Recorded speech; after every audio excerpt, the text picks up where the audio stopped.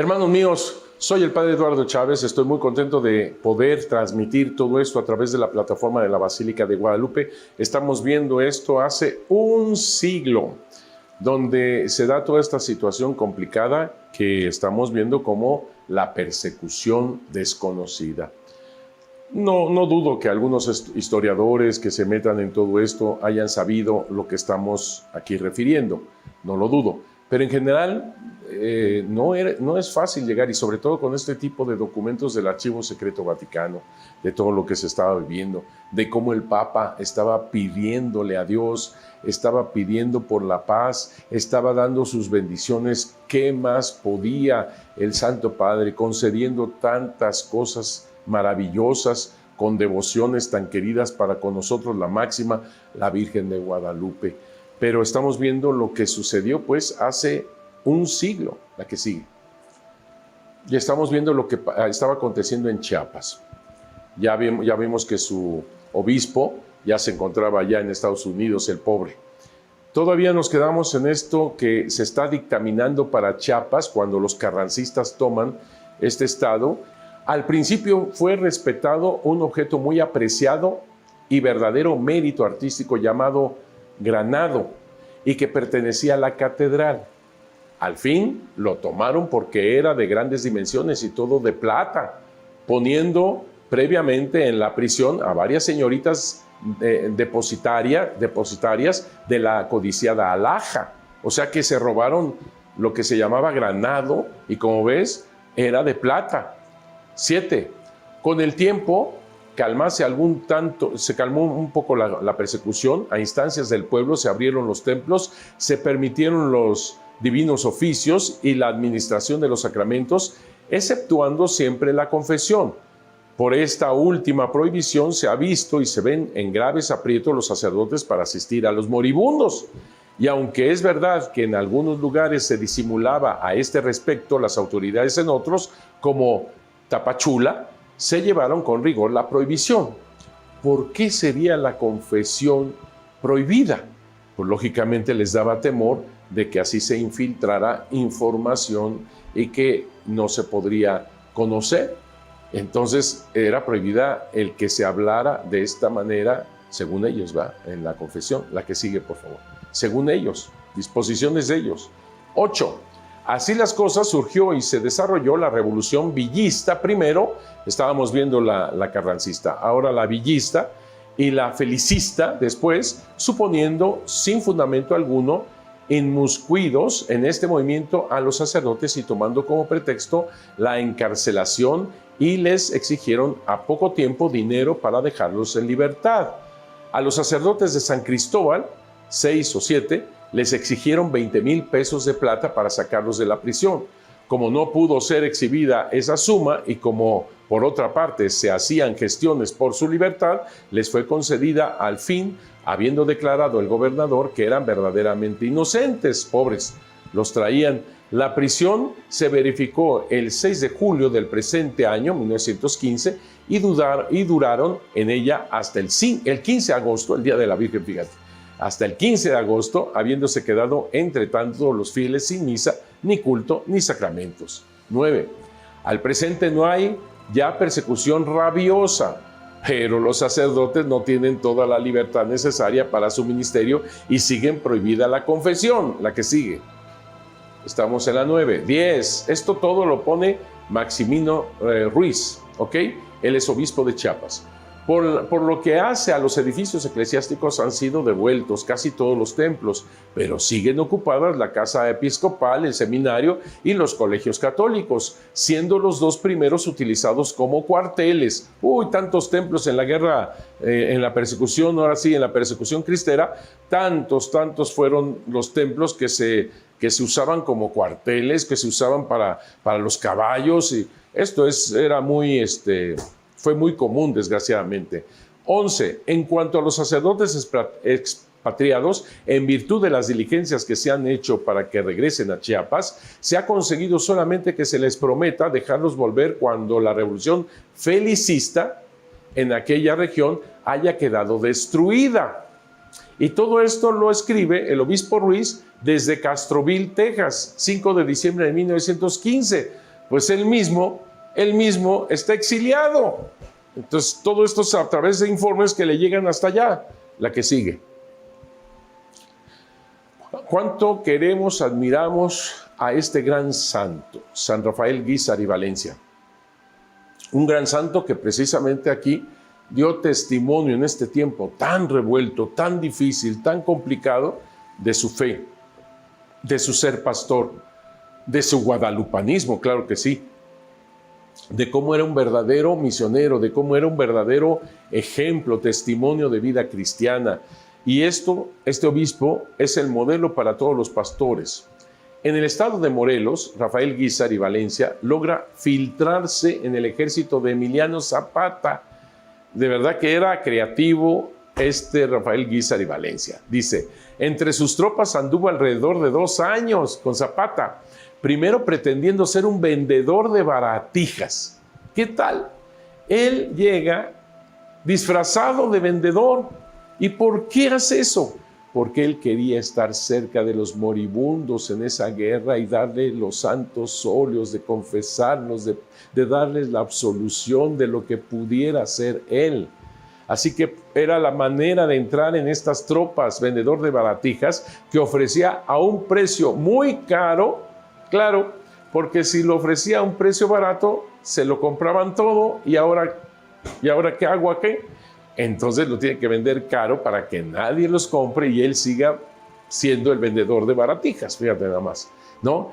Sigo con esto. Para que no se las pudieran comprar y después como médico homeópata, o sea, fue vendedor de baratijas y después médico homeópata. A veces se presentaba como amigo de alguno de los soldados. En medio de las batallas se acercaba a los heridos moribundos para ofrecerles la reconciliación con Dios. No cabe duda que en un momento de terror, de guerra, de sufrimiento, de dolor, de injusticias, salen gente con este espíritu maravilloso, testimonios de esta calidad y profundidad de este pastor que no dudó en ayudar a los moribundos. Y a él no le importaba que si eras villista, que si eras carrancista, que si eras lo que sea. Estás muriéndote y les ofrecía la reconciliación con Dios. Mis respetos para este señor. La que sigue. Y está viviendo en este momento esta situación. 10 de agosto de 1914, nos vamos un poquitito antes, reunión de capitulares para dialogar sobre lo que está pasando en el país y cómo pueden proteger la catedral. En eso, dice esta lectura, dice, se acercó a ellos Antonio Paredes, lector de la misma, de la catedral, y les mostró un preocupante telegrama llegado de Nueva York que firmaba Emeterio de la Garza. Paredes le recomendó a Samuel Argüelles, vicario general, que si entraban los carrancistas en la ciudad, se ocultara bien. A partir del día siguiente, 11 de agosto, empezaron a llegar sacerdotes que huían de sus poblaciones y necesitaban refugiarse en la capital. Todo era confusión, estamos hablando de 1914, pues el encontronazo entre zapatistas y constitucionalistas agravaban la situación. Obregón tomó la ciudad capital el 15 de agosto, pero se había dado un gran error. El 14 de agosto, el deán Herrera le sugirió a Argüelles para pedirle que delegara sus poderes a Antonio Paredes. Un gran error, darle los poderes a Antonio Paredes, pues supuestamente los carrancistas le tenían simpatía y que eso podría ayudar para evitar las vejaciones que se habían pronosticado. Grave error, porque Paredes, así como el gran obispo Rafael Guízar y Valencia es un testimonio cristiano de un pastor, así tenemos a gente como Antonio Paredes, que no le tembló la mano para vender a los suyos, así como lo oyes. Este señor Antonio Paredes verdaderamente son esos que se filtran, que empiezan a decir y a proclamar cosas apoteóticas o apocalípticas, es la palabra, y deme los poderes a mí, y yo que soy amigo de, y yo voy aquí a... Mentiras, pura mentira. Pero el problema es que cuando ya se dan cuenta, ya no hay mucho que hacer con esto que engañó, que es un tipo, y siempre los hay, ¿eh? Siempre los hay, aquellos que se mueven a base de mentiras, de engaños, de fraudes, y van colocándose, y piensas que es verdad lo que está diciendo y que va a dar un buen testimonio de valor cristiano, y te encuentras, ya, ahí me detengo, porque ya sabes lo que te encuentras, la que sigue. Híjole, es que eso se da bueno. En 1914, cuando Venustiano Carranza, aún no siendo presidente, estamos en el 14, no siendo presidente todavía, había tomado el control del gobierno y no se detuvo hasta lanzar en 1917 la Constitución, cuyos autores eran de cuño masónico, contrarios a la Iglesia Católica. Muchos de los obispos mexicanos tuvieron que huir del país porque llegó este momento tan terrible, huir del país. Su actitud siempre en contra de la iglesia era ya famosa y en la práctica no solo confirmó lo que se decía de él, sino que hasta se habían quedado cortos. La iglesia sufrió una terrible persecución a todo nivel. Tú puedes ver, confrontar esto que estoy diciendo en la carta de los obispos mexicanos al honorable, dice James Flaherty, así dice, el caballero supremo de los caballeros de Colón, que ya te hablé un poco de ellos. Esta carta de San Antonio, Texas, el 2 de septiembre de 1914, se encuentra en el Archivo Secreto Vaticano. No estoy hablando aquí cosas que a mí así nada más, sino estoy hablando de cosas que están bien fundamentadas en cartas, como ves, en el Archivo Secreto Vaticano y en otras partes, como en San Antonio, como en California, como aquí mismo en los archivos de México. Estamos viendo fuentes históricas de algo que sí pasó, es la historia. Para los obispos mexicanos era muy importante que las naciones del orbe supieran la gravedad de lo que estaba aconteciendo en México. El 21 de septiembre de 1914 trataron de informar sobre la tremenda persecución que el mismo delegado Giovanni Bonzano había vivido en carne propia. De hecho, por eso se encontraba en Washington. Lo habían expulsado al delegado apostólico. Estamos en el 14 y ahí se menciona también el momento de la Constitución de 1917, porque este lapso del 14 al 17 fue terrible. Cuando se llega a la Constitución de estas partes en contra de la Iglesia Católica, pues lógicamente van a ser parte de esta justificación de esta persecución. La que sigue. Tenemos a otro gran sacerdote, gran pastor, gran obispo, Francisco Orozco Jiménez. Y aquí te refiero a algo que tú puedes ver con Pedro Sánchez, El Milagro de las Rosas, precisamente hablando de la Virgen de Guadalupe, y está hablando de este señor. Es una publicación de 1949. Dice este señor: en 1914, el año que estamos viendo, el arzobispo de Guadalajara, Francisco Orozco y Jiménez, tuvo que abandonar su arquidiócesis, perseguido, dirigiéndose a Roma. Fue recibido en el Colegio Pío Latinoamericano y pudo entrevistarse nada menos con el Papa Benedicto XV, que ya estaba como Papa, este gran hombre, Benedicto XV. Y claro, le informó todo lo que estaba aconteciendo en México.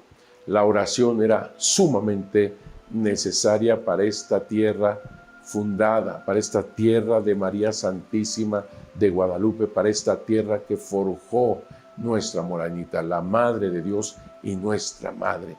Vean que todos estos acontecimientos de hace casi un siglo, cómo han ayudado a fortificar nuestra iglesia, cómo esta sangre de mártires, al final de cuentas, han dado tanto fruto, sobre todo en el Bajío, con vocaciones sacerdotales, religiosas, como de veras la sangre de los mártires.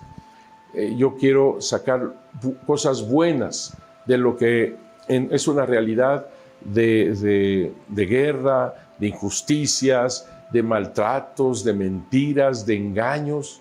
Al final de cuentas está la esperanza. Al final de cuentas está Jesús en medio de nosotros con María Santísima, que nunca nos va a dejar. Al final de cuentas, es sacar lo bueno que tienes, porque tienes, como todos, No podemos tachar a unos de malos, otros buenos. Todos somos hijos de Dios. Tenemos esas semillas del verbo que tarde o temprano tienen que fructificar en el amor de Dios, en la paz que tanto se necesita, se quiere, se respira y se tiene que beber con el agua viva de la paz.